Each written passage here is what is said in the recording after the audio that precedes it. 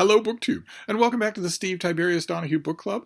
For the month of February, we have been reading this, Marie Antoinette, The Journey, by Antonia Fraser, biography of the doomed French queen, about whom most people, if they know anything at all, know the doomed part. They know that she was taken prisoner with her family by the beginning forces of the French Revolution, and eventually met the guillotine. And you know that's coming throughout the whole of this book, and we are now there, finally. We're finishing up this book this week. This book, which has been unapologetically sympathetic to Marie Antoinette all along. The stereotypical view of Marie Antoinette as a thoughtless, overprivileged twit is dispelled early in this book by Fraser and just continues to be dispelled throughout the length of it. This is not to say that you couldn't write a biography in which that Marie Antoinette is real and does exist, but that's not the Marie Antoinette you get in these pages. Here you get an intelligent, earnest striver, a woman who is considerably underestimated by most of the people around her, and it's convincing. It convinced me. The first time I read this, I went in with all the usual predispositions about Marie Antoinette as the very worst of the Bourbon monarchy, the type of idiotic excesses that would provoke a revolution. And that might be true of some of the nobles around her, including one that we'll be talking about today, but not of her. And so the ending becomes all the more unbearable, especially since Antonia Fraser, once she gets the royal family arrested, once they're arrested, she doesn't telescope events. She plays them out exactly as they would have felt to the royal family, who lived in this shabby palace. They lived actually in a part of the palace known as the Tower that years ago Marie Antoinette had looked at with horror and wanted it torn down. She thought, this is a horrifying place. No idea that she would ever live there herself, that it would be the last place she lived. But we see them day by day. The mother, the father, the children, we see them day by day. We see them interesting themselves in their surroundings. We see their daily routines, their jailers, both the nice ones and the rude ones, the food.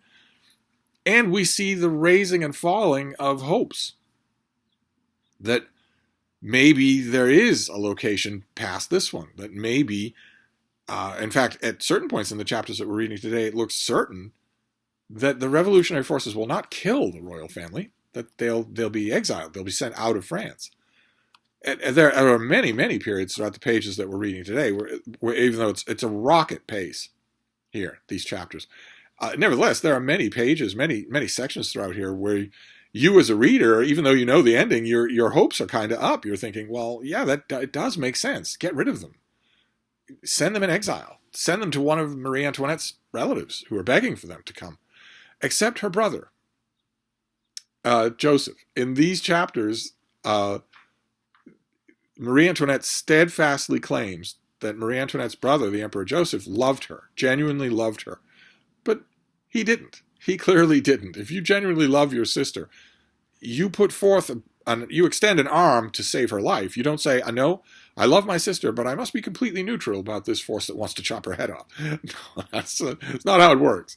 And that's nothing compared to his son, who didn't know Marie Antoinette at all.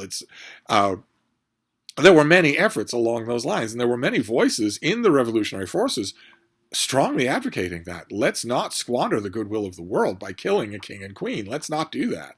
Let's remember what happened in England, and that the people who did that were mercilessly hunted down.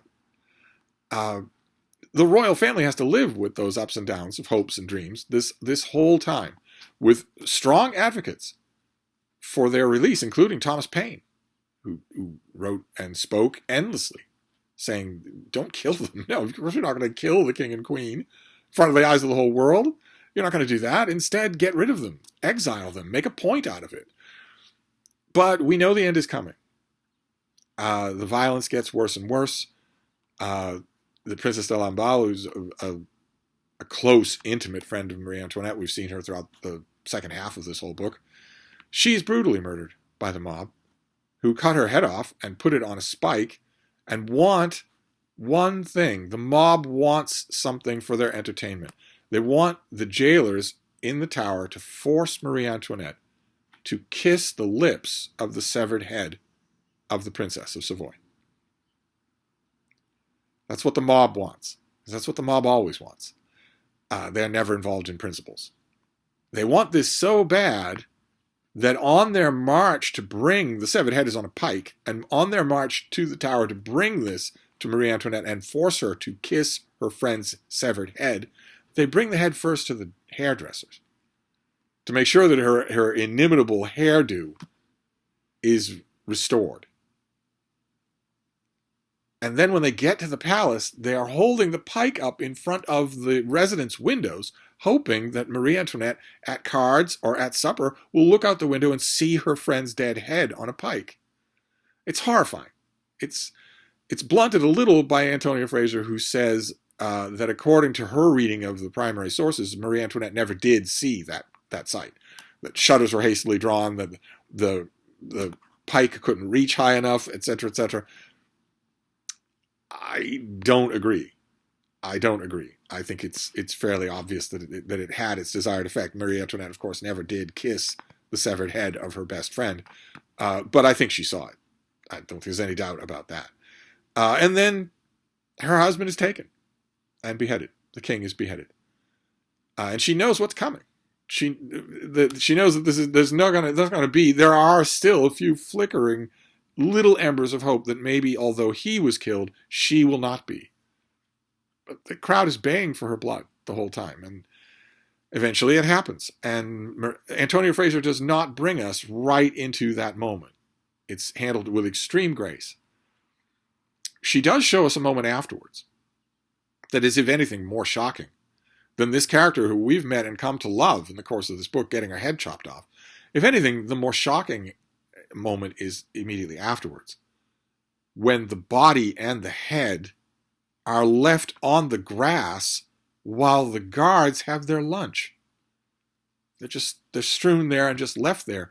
According to a detail in here in Antonia Fraser, I don't think I've read this anywhere else, but I'm thinking it must be true. Madame Tussaud took advantage of that to get a death mask of the severed head on the grass there, just people coming to look at it, just as an idle thing to do on a cold afternoon. Just that moment is, if anything, to me, more of a gut punch than the actual beheading would have been. And then Antonia Fraser follows those moments like that, with an epilogue that is extremely genial and extremely sad. This is an extremely sad ending. This is not the ending of, well, like I mentioned last time, this is not the ending you would get in the biography of Antonia Fraser, of Marie Antoinette's mother. The ending would be sad, but it would be long postponed, and it would be very gradual, and it would be very natural. This is not that. This is blood-soaked horror. And so the epilogue that we're given here is a little bit, it ameliorates that just a little bit. I needed it, certainly. I wonder if you did too. But there's not much more to say about the end of this book. There's no more ruling. The royal family is kept in confinement for a long time and then executed. That's first her husband and then herself. So that is the way this story ends. Of course, that was the way it was always going to end. But the biography serves its main purpose, which is that it completely changed the way we think about Marie Antoinette. Unless Antonia Fraser is completely manipulating the original sources, this was a far more sympathetic figure than the thumbnail portrait would ever have you believe. And that ends this infection of the Steve Tiberius Donoghue Book Club. Of course, I want to know, is the same thing true of you? This is my second read of this book, and I was even more impressed with the artistry involved, how wonderfully it's done, but also even more firmly in camp Marie Antoinette. I believe that this was a horribly wronged figure who was just in the worst example possible of the wrong place at the wrong time. I just imagine before 1789, much less before the early 1790s, before 1789, imagine all the opportunities that Marie Antoinette had to just announce, I'm going on vacation in Austria. And there you go. I think there's an incontestable argument to be made that the revolution would have happened anyway, but she wouldn't have been there. She wouldn't have been there. I loved it the second time around. I thought it was fantastic. And I've been hearing from a lot of you in emails that you would never have tried a book like this and that you are really enjoying it. Of course, the ending of this biography is not meant to be enjoyed. But I'm wondering what you made of it. And that we're going to wrap this up, and we'll take a breather, and then we will come back for March's Steve Tiberius Donoghue Book Club, which is The Mirror and the Light by Hilary Mantel. It is the third of her historical novels set in Tudor England and focusing on the character of Thomas Cromwell. I made a video earlier, a standalone video earlier, about how to orient yourself to that book if you have not read the two books that precede it, Wolf Hall and Bring Up the Bodies, both of which won the Booker Prize, just as The Mirror and the Light should have won the Booker Prize. It should have been 3 Bookers in a row. That should have happened. The other books that year for The Mirror and the Light were not a tenth. They were not a tenth of what this book is.